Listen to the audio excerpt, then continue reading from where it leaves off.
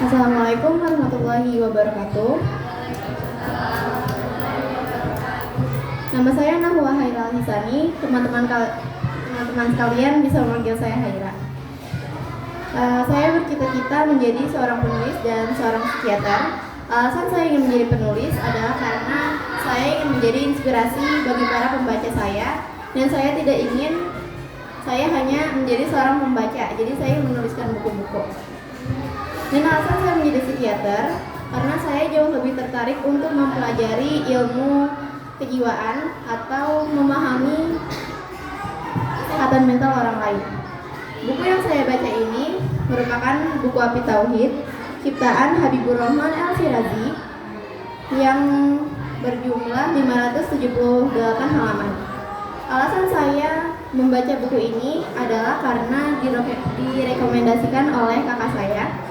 Juga di buku ini terdapat deskripsi novel sejarah pembangun jiwa dan ditulis oleh novelis nomor 1 di Indonesia. Sebelum itu, alhamdulillahirobbilalamin, kita sudah dapat sekolah di sekolah agama yang juga mempelajari ilmu-ilmu umum. Dan terkadang sekolah umum juga sudah bisa mempelajari banyak ilmu agama. Di balik kebahagiaan kita yang dapat mempelajari ilmu-ilmu umum dalam sekolah agama, terdapat perjuangan suatu tokoh bernama Badiuzzamан Said Nursi. Oh ya, buku Api Tauhid ini kan berjumlah 578 halaman, namun saya baru membaca 141 halaman. Insya Allah akan saya rangkum hari ini. Badiuzzamан Said Nursi lahir di Desa Nurs pada tahun 1887.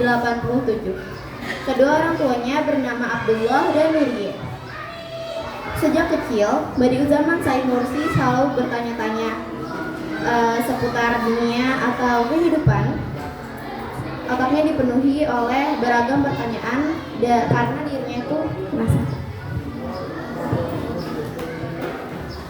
Ibunya berkata, malam sebelum melahirkan Badiuzzamán Said Nursi, Nuriyah bermimpi bahwa terdapat cahaya yang berada di dalam perutnya. Lalu cahaya itu jatuh ke dalam laut luas, namun cahayanya masih menerangi persada.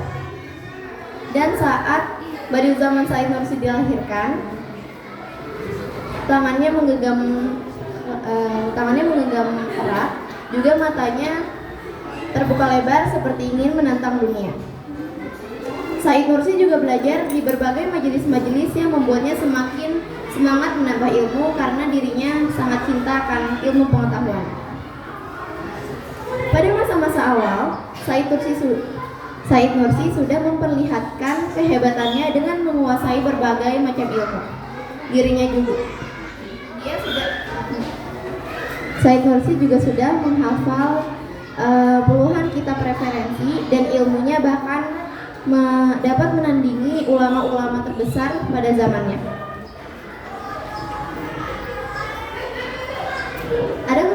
Ada kegelisahan dalam dirinya bahwa pendidikan saat itu kurang tepat karena lebih mengandalkan ilmu-ilmu umum yang lebih sekuler.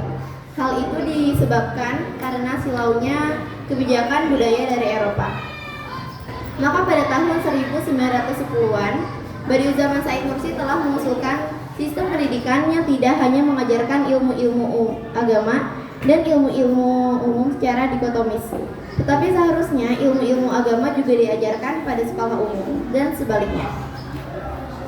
Bahkan pendidikan juga harus menyentuh penyucian jiwa dan kehalusan budi pekerti. Said Nursi membangun Medretuz Zahra yang menggabungkan 3 hal, yaitu sekolah modern yang mempelajari ilmu-ilmu modern, yang kedua adalah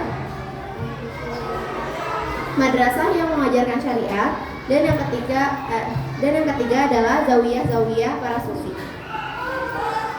Atas ide-idenya itu, Said selalu berhadapan dengan para penguasa dan mulai dikucilkan, bahkan dipenjarakan.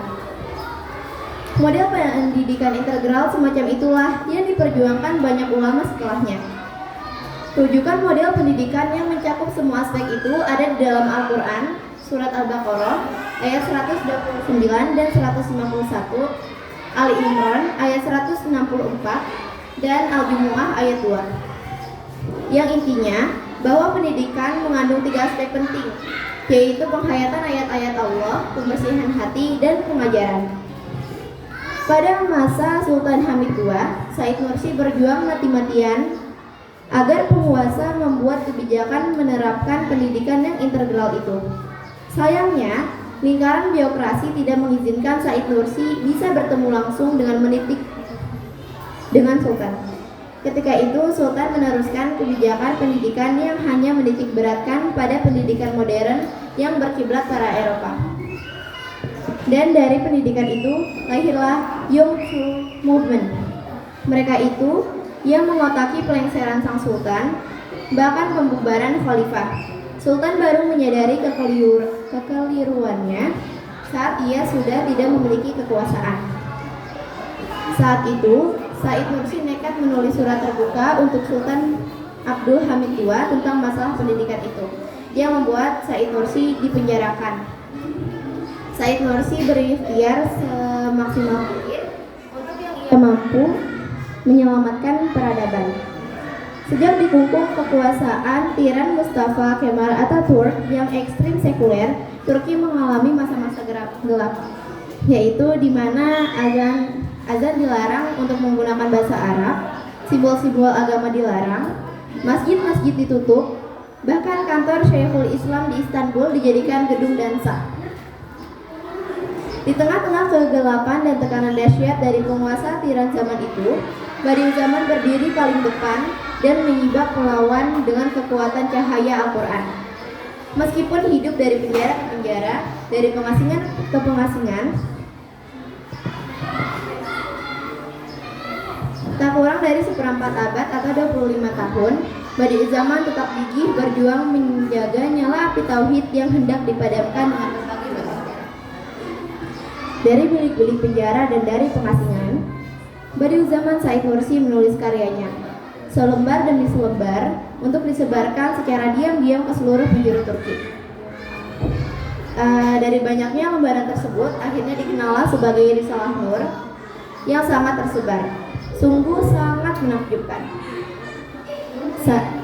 Sejarah mencatat, Risalah Nur menyinari umat di zaman-zaman gelap dan berat itu pada akhirnya, sadar atau tidak sadar, telah membuahkan hasil. Misalnya pada tahun 1950, azan menggunakan bahasa Arab kembali mulai diperbolehkan. Di dalam buku ini, peristiwa wafatnya Badiuzzzaman Said Nursi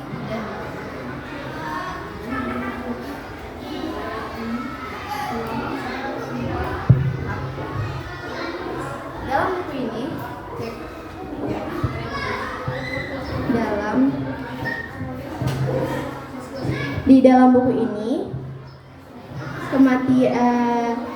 tentang wafatnya Badiuzzzaman Said Nursi tidak diceritakan karena pada hakikatnya wali-wali Allah itu tidak meninggal, tidak wafat.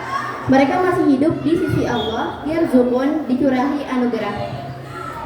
Lewat Risalah Nur, Said Nursi masih hidup. Perjuangannya belum selesai, namun pengikutnya bertambah banyak. Terus membaca dan menghayati Risalah Nur demi terus menyalakan api tauhid di dada setiap generasi. Dan itu meneguhkan terus hidupnya keajaiban zaman bernama Said dari desa Nurs.